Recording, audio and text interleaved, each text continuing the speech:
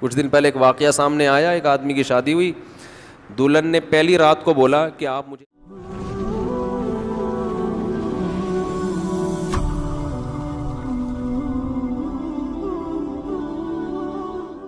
وَلَا يَحِلُّ لَهُنَّ أَن يَكْتُمْنَ مَا خَلَقَ اللَّهُ فِي أَرْحَامِهِنَّ، اللہ نے عورت کو حکم دیا، مسلمان عورت کو، کہ اگر تمہیں طلاق ہو جائے تو تمہارے پیٹ میں اگر حمل ہے، اس حمل کو، اس پریگننسی کو تمہیں چھپانے کی اجازت بولیں نہیں ہے، اگر تم اللہ اور آخرت پر ایمان رکھتی ہو۔ یہ بھی ہوتا ہے آج کل،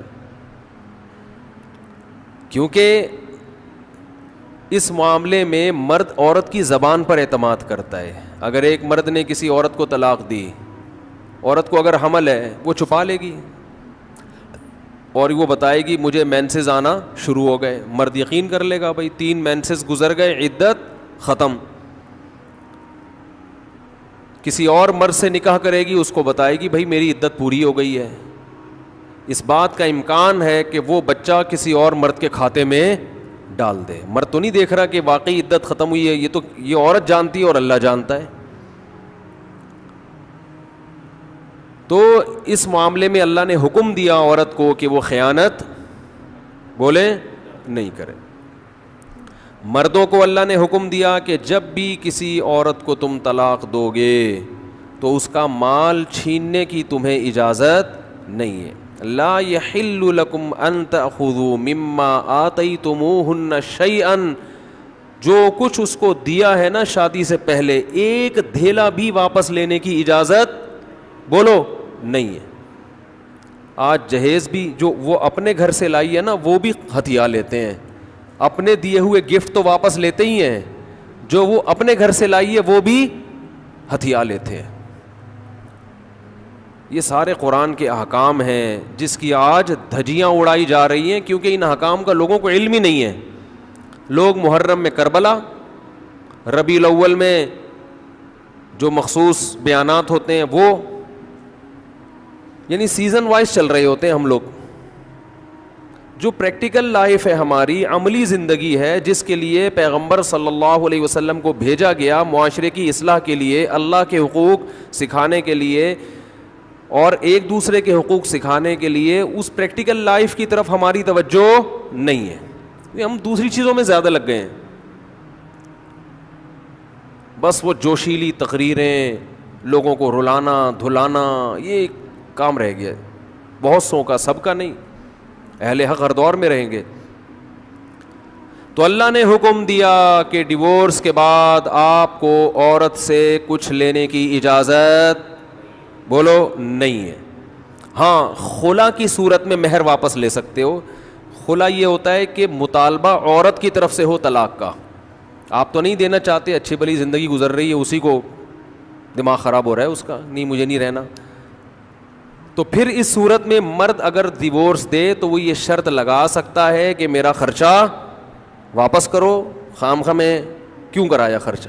کچھ دن پہلے ایک واقعہ سامنے آیا، ایک آدمی کی شادی ہوئی، دلہن نے پہلی رات کو بولا کہ آپ مجھے پسند نہیں ہو، میں تو کہیں اور شادی کرنا چاہتی تھی، ابا نے آپ کے متھے باندھ دیا۔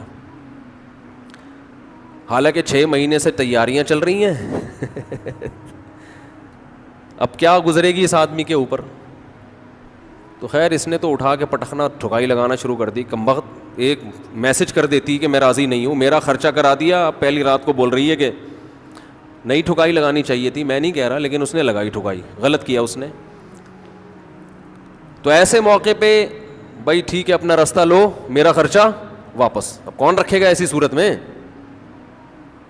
چاہتی کہیں اور تھی بھائی تو چاہتی تھی بھی اگر کہیں اور، تو اب بتانے کی کیا ضرورت ہے؟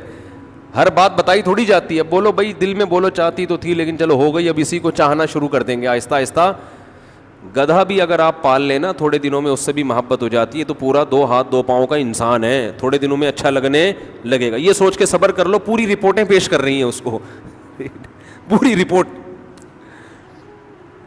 تو ظلم وہاں سے ہو، مطالبہ وہاں سے ہو، تو پھر آپ واپسی کا، مہر کا واپس مطالبہ کر سکتے ہیں، بھائی جو مہر دیا واپس دو۔ یہ بھی اللہ نے ان آیتوں میں حکم بیان کیا. ایک حکم اللہ نے یہ بھی بیان کیا کہ اگر رخصتی سے پہلے طلاق ہو جائے تو پورا مہر نہیں دینا پڑتا بلکہ آدھا مہر دینا پڑتا ہے. 1,00,000 روپے مہر رکھا گیا تھا, آپ ابھی رخصتی ہوئی نہیں, آپ نے ڈیورس دے دی, تو پورا مہر نہیں ہے بلکہ آدھا مہر ہے. اس میں اللہ نے ترغیب دی ہے کہ مرد پورا دے دے تو اچھا ہے, اور عورت کو ترغیب دی ہے کہ آدھا بھی معاف کر دو تو اچھا ہے.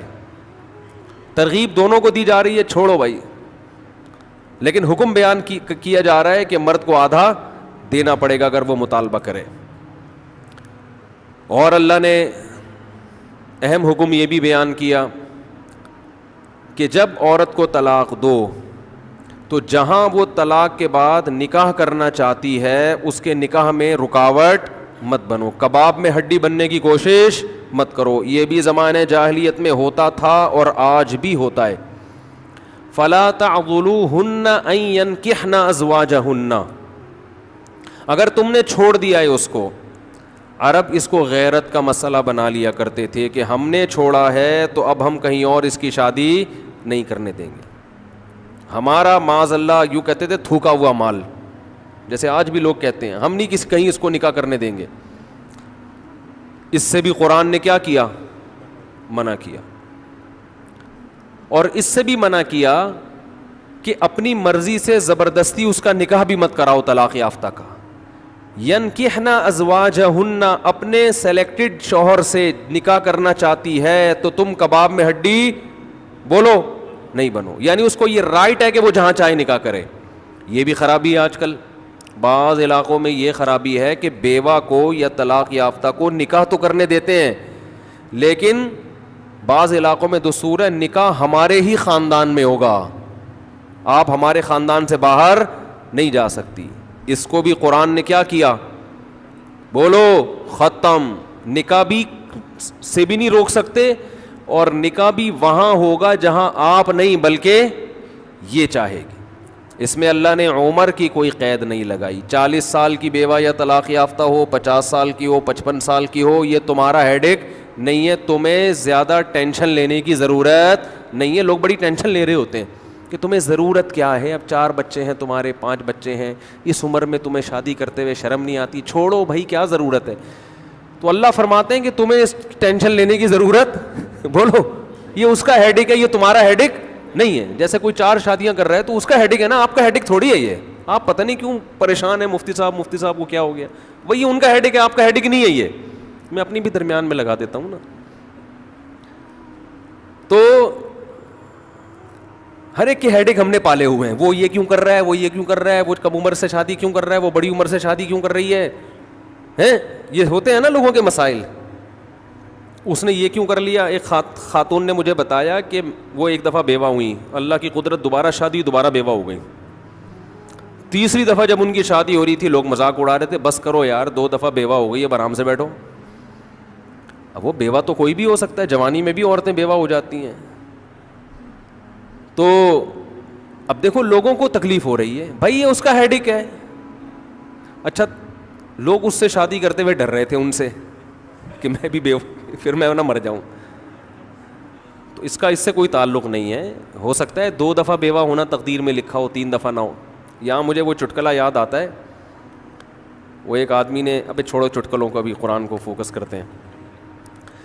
آخر میں چٹکلے ہونا یہ صحیح ہوتا ہے, درمیان میں ہی آ جائیں تو پھر سارا موضوع چینج ہو جاتا ہے. اتنے اچھے احکام بیان ہو رہے ہیں قرآن کے, آگے اس کو آپ نے لوگوں کو بتانا بھی ہے.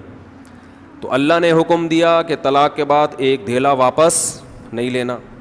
خلا کی صورت میں لے سکتے ہو, مگر خلا بھی شوہر کی رضا سے ہوتا ہے, یک طرفہ نہیں ہوتا, یاد رکھیں.